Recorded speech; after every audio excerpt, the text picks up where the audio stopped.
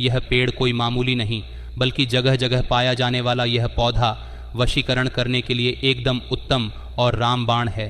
ध्यान से देख लीजिए इस पौधे को, इसका इस्तेमाल तंत्र में कैसे करते हैं और कैसे इससे अपार धन दौलत पा सकते हैं। आज जाएंगे। इस संसार में कुछ जड़ी बूटियां ऐसी होती हैं जो अपने आप में ही बहुत ही ज़्यादा खास और विशेष होती है।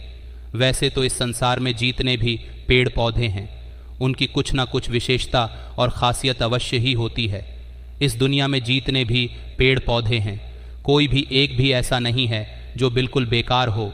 किसी ना किसी में कुछ ना कुछ शक्ति अवश्य ही मौजूद रहती है और यह सभी चीज़ें वनस्पति तंत्र के अंतर्गत आती है।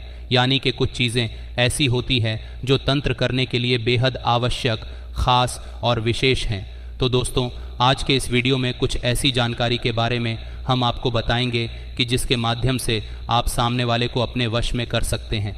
बहुत सारे लोगों की यह परेशानी होती है कि जिससे वह प्यार करते हैं, जिससे उनकी शादी हो गई होती है, वह उनकी बात ही नहीं मानता है। काफ़ी लोग हमसे इस बारे में पूछते भी हैं, बताते भी हैं कि जहाँ पर काम कर रहे हैं, कार्य कर रहे हैं, उनके आसपास के जो लोग हैं, उनके पड़ोसी हैं, वह हमेशा ही परेशान करते रहते हैं, जिसके कारण वे कार्य भी नहीं कर पाते हैं। बहुत से जालिम लोग तो ऐसे होते हैं कि केवल बस आपको दुखी देखना चाहते हैं और कुछ ना कुछ प्रयास हमेशा ही करते रहते हैं।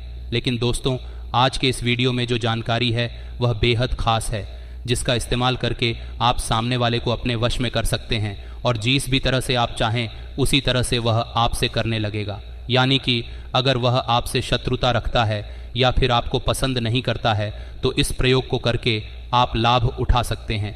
इस जानकारी से आप मनचाहा कार्य कर सकते हैं, लेकिन उससे पहले वीडियो को लाइक करके कमेंट बॉक्स में ओम नमः शिवाय अवश्य लिख दीजिए। भगवान शिव की कृपा से साधनाओं की सिद्धि प्राप्त होती है, जिससे व्यक्ति परम सुख को प्राप्त करता है। जितने भी मंत्र होते हैं, जितने भी तांत्रिक क्रियाएं होती हैं, यह केवल भगवान शिव के माध्यम से ही सफल होती है। तो दोस्तों, जैसा कि हमने आपको पिछले वीडियो में भी बताया है कि जो तंत्र होता है, तंत्र की जो क्रियाएं होती हैं, उनमें किसी भी चीज़ की आवश्यकता नहीं पड़ती है। केवल ध्यान के माध्यम से ही तंत्र किया जा सकता है, क्योंकि केवल ध्यान ही वह शक्ति है जिसके माध्यम से कुछ भी पाया जा सकता है। और तंत्र क्रियाएं को करने के लिए ध्यान को ही माध्यम बनाया जाता है और उसी चीज़ को एक्सेस किया जाता है जो सभी लोगों में समान और निश्चित ही होती है। जैसे चेतना सब में होती है तंत्र करने के लिए। आमतौर पर कुछ चीज़ों की आवश्यकता नहीं पड़ती है, क्योंकि यह प्रचंड क्रियाएं होती हैं। जो भी व्यक्ति ध्यान कर सकता है, ध्यान में जब चाहे जैसे चाहे प्रवेश कर सकता है, बिल्कुल शांत होकर बैठ सकता है। अपने दिल की धड़कनों को अचानक से अपने दिमाग का इस्तेमाल करते हुए तेज कर सकता है, स्लो कर सकता है, तो वह कुछ भी कर सकता है, क्योंकि अपने दिल की धड़कनों को बढ़ाना और स्लो करना दिमाग के माध्यम से यह कोई साधारण व्यक्ति नहीं कर सकता है। ये केवल वही कर सकता है जिसने ध्यान को सिद्ध कर रखा हो, और ध्यान को सिद्ध करने के लिए बहुत ज़्यादा प्रैक्टिस की आवश्यकता पड़ती है, जो हर किसी के बस की बात नहीं होती है। जो तंत्र क्रियाएं जानता हो केवल वही व्यक्ति कर सकता है जो ध्यान को पकड़ना जानता हो और दिमाग के संपूर्ण खेल को समझता हो, क्योंकि दिमाग एक ऐसी चीज़ है जो किसी भी व्यक्ति को भ्रम में डाल सकती है। और आपने खुद भी काफ़ी लोग ऐसे देखे होंगे, काफ़ी योगी ऐसे होते हैं कि सर्दी में बैठकर ध्यान करते हैं और उन्हें ठंड नहीं लगती। ध्यान के माध्यम से अपने दिमाग को थामने की कोशिश करते हैं। जैसे कि अगर सर्दी हो रही है तो उस समय दिमाग में किस प्रकार के ख्याल और विचार उठ रहे हैं, उन विचारों को बदलने की बहुत कोशिश करता है। इस प्रकार लगातार प्रैक्टिस करने से वे अपने दिमाग पर विजय प्राप्त कर लेता है। तो ये जितने भी बातें हमने आपको बताई है बहुत ख़ास है। जितनी भी चीज़ें होती हैं यह एक प्रकार की सिद्धि होती है। यह केवल उसी व्यक्ति को प्राप्त होती है। वही व्यक्ति इन चीज़ों को कर पाता है जिसने अपने संपूर्ण 7 चक्रों के इस्तेमाल को समझ लिया हो, 7 चक्रों को पूरी तरह से सिद्ध किया हो, जागृत किया हो, कुंडलिनी ऊर्जा को हर एक चक्र में महसूस किया हो। ये कुछ खास जानकारी हमने इसलिए बताई है जिससे आप सीख सकें कि तंत्र किस प्रकार किया जाता है, क्या क्या चीज़ें ज़रूरी होती हैं और किन चीज़ों के माध्यम से तंत्र हो सकता है। और आपको यह भी बता दें कि तंत्र की जो क्रियाएं होती हैं वे सामने वाले व्यक्ति के दिमाग पर अटैक भी कर सकते हैं। इसीलिए यही वजह होती है कि सामने वाले पर जब कोई तंत्र क्रिया हो जाती है तो सामने वाले व्यक्ति हमेशा ही बेचैनी में होने लग जाता है। चिंता, घबराहट और बहुत ज़्यादा उसका मन खराब होने लगता है। भूख, प्यास आदि सब कुछ ही उसकी बेकार हो जाती है। इसलिए तंत्र क्रियाएं को बेहद खतरनाक और सबसे अधिक शक्तिशाली बताया गया है। आपको यह भी बता दें कि जो आज्ञा चक्र होता है उसी के माध्यम से तंत्र केवल संभव होता है, इसीलिए जीतने भी साधु होते हैं। वह रोज़ाना ही अभ्यास करते हैं त्राटक का, क्योंकि त्राटक में जितनी शक्तियाँ होती है इतनी शक्ति किसी भी चीज़ में नहीं होती है, और यह सबसे आसान होता है। सबसे पहले तो आप इस बात को समझें और यह बात देखें कि जो थर्ड आई होती है वहाँ पर एक बहुत ही स्ट्रॉन्ग ग्रेविटेशनल पुल होती है, यानी कि वहाँ पर बड़ी आसानी से आप ध्यान लगा सकते हैं। उसके अलावा शरीर में कोई भी ऐसा स्थान नहीं है जहाँ आप आसानी से ध्यान लगा सकें, तो वह चीज़ सबसे आसान होती है। इसीलिए रोज़ाना आपको त्राटक करना चाहिए, क्योंकि जो व्यक्ति त्राटक को रोज़ाना करता है उसकी आंखों में ऐसा प्रचंड वेग होता है कि वह शत्रु की अगर आंखों में आंखें डालकर मन में कोई बात बोल दे तो उसके शत्रु के साथ होनी निश्चित है और बिल्कुल तय है।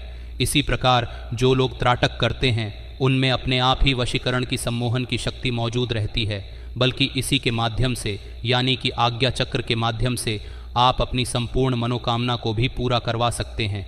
जो भी चीज़ आप चाहते हैं, अगर आपको त्राटक करने की प्रैक्टिस है तो लगातार आज्ञा चक्र पर ध्यान लगाते हुए आप अपनी इच्छाओं को पा सकते हैं। आज्ञा चक्र बेहद खास और सबसे अधिक शक्तिशाली होता है। आज्ञा चक्र के जागृत होने से बुद्धि बिल्कुल कंट्रोल में आ जाती है। फिर बुद्धि इधर उधर बिल्कुल भी नहीं भागती है, वह बिल्कुल शांति से संपूर्ण सुख को अनुभव करने लग जाता है।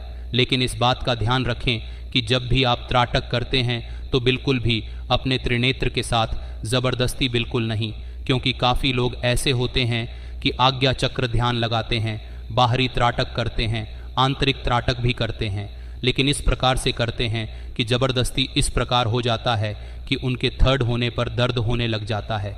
तो ऐसे आपको बिल्कुल भी नहीं करना है। जब दर्द होता है तब उसी समय आपको रोक देना है। यह सबसे सरल, सबसे आसान ऐसी क्रिया है कि अगर आप त्राटक करते हैं तो कोई भी व्यक्ति आपके विरुद्ध नहीं जा सकता है, और अगर वह आपके विरुद्ध जाता है तो उसके जीवन में फिर कुछ भी अच्छा नहीं हो सकता है।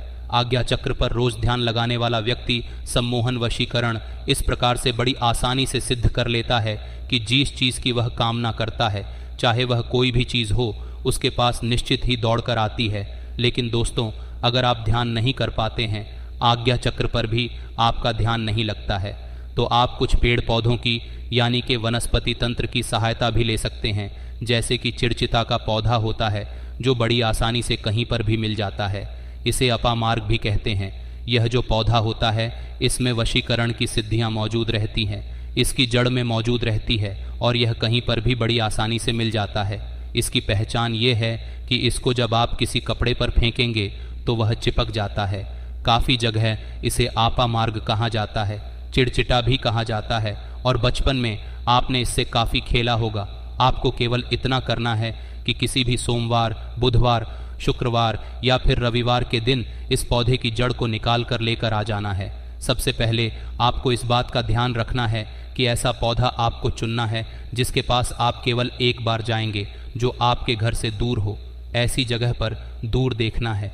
यह बड़ी आसानी से कहीं भी जंगल में मिल जाता है, तो वहीं पर जाकर आप इस पौधे को सबसे पहले जल दे दें और एक लोटा जल चढ़ाकर इसकी जड़ को निकाल लें और अच्छी तरह से धो लें और एक पत्थर भी ले लें। आप इस बात का ध्यान रखें कि केवल पत्थर पर ही इस जड़ को आपको पीसना है, और जिस समय आप पीसेंगे तो पीसते समय आपको क्लीन बीज मंत्र का उच्चारण करना है। क्लीन भगवान श्री कृष्ण का बीज मंत्र है। भगवान श्री कृष्ण को आकर्षण का, सम्मोहन का देवता माना जाता है, और यही बीज मंत्र जपने मात्र से ही सम्मोहन सिद्ध होता है। तो वशीकरण करने के लिए जड़ को पीसते समय आपको क्लीन बीज मंत्र मन ही मन बोलते जाना है। जितनी देर में यह पेस्ट बनेगा उतनी देर तक आपको क्लीन बीज मंत्र बोलते जाना है। थोड़े थोड़े पानी के छींटे उस पर लगाते जाना है जिससे गीला पेस्ट आपका बन जाए, और बस इस पेस्ट को आप किसी डिब्बे में भरकर रख लें। फिर जिसे आपको वश में करना हो, बस उस व्यक्ति को आपको यह तिलक लगा देना है। जैसे ही आप उस व्यक्ति को क्लीन मन में बोलते हुए तिलक लगाएंगे, वह व्यक्ति बिल्कुल आपके अनुकूल हो जाएगा और आपके वश में हो जाएगा। लेकिन अगर उसे तिलक ना लगा पाए तो आप केवल इतना कर सकते हैं कि अपने उल्टे हाथ की हथेली में इस पेस्ट को रखते हुए अंगूठे से उस पेस्ट को रगड़ते हुए क्लीन बीज मंत्र का जप करना है और अंगूठे से ही अपने माथे पर इस तिलक को लगा लेना है। अगर इस तिलक को वह व्यक्ति देख लेता है जिसे वश में करना हो तो इससे भी वशीकरण हो जाता है। बस तिलक लगाते समय थर्ड आने पर उस व्यक्ति का ध्यान करें। अगर आप अपने जीवन में अपार धन एवं दौलत प्राप्त करना चाहते हैं तो उसके लिए भी चिड़चिटा का इस्तेमाल किया जा सकता है।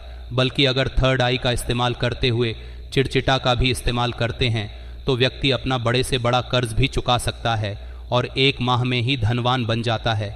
इसका प्रभाव ये होता है कि फिर आजीवन उसे धन की समस्या का सामना नहीं करना पड़ता। तो दोस्तों, करना किस प्रकार है इसकी विधि को सुनिए। पहले आप ये देखिए कि जितनी आपकी उम्र है तो उस संख्या का जोड़ आपको निकाल लेना है। जैसे कि अगर आपकी उम्र 45 साल है तो 4 + 5 मिलाकर 9 होता है। तो इस प्रकार 1 से लेकर 9 तक अपनी संख्या आपको निकाल लेनी है। और अगर आपका सिंगल डिजिट ऑड नंबर निकलता है जैसे कि 3, 6 या 9 तो आप खड़ेवार चुनें। उन्हीं में आपको चिड़चिटा की जड़ को निकाल के लाना है। जैसे कि खड़ेवार कौन से होते हैं तो आपको बता देते हैं। खड़ेवार मंगलवार, शनिवार और गुरुवार होते हैं।